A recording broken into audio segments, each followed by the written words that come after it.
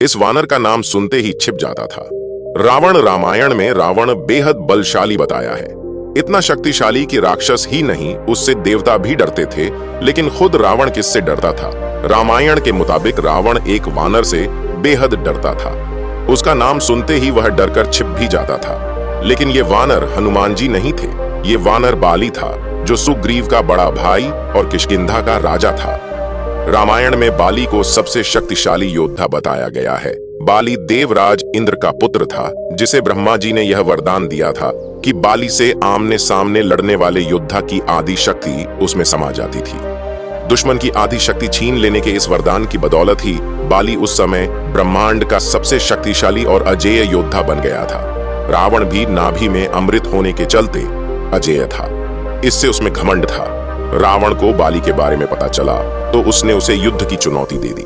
रावण के युद्ध में उतरते ही उसकी आधी शक्तियां छिन गईं और बाली में समा गई। इस बल के दम पर बाली ने रावण को हराकर कैद कर लिया था।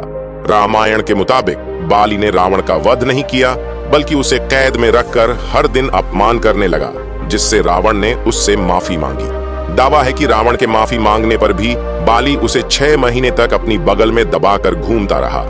रावण के हार स्वीकारने पर बाली ने उसे छोड़ दिया। रावण ने बाली की कैद से छूटने पर उसके सामने मित्रता का प्रस्ताव रखा, जिसे बाली ने स्वीकार कर लिया और इसके बाद दोनों मित्र बन गए थे।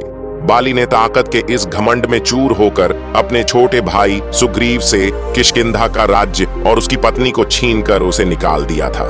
प्रभु श्री राम ने माता सीता की तलाश में भटकते समय हनुमान के जरिए सुग्रीव से मिलने पर इसी अधर्म के कारण बाली का वध करने का निर्णय लिया था। बाली को मिले वरदान के कारण ही प्रभु श्री राम को भी अपने तीर से उसका वध छिपकर तब करना पड़ा था जब वह सुग्रीव से युद्ध कर रहा था।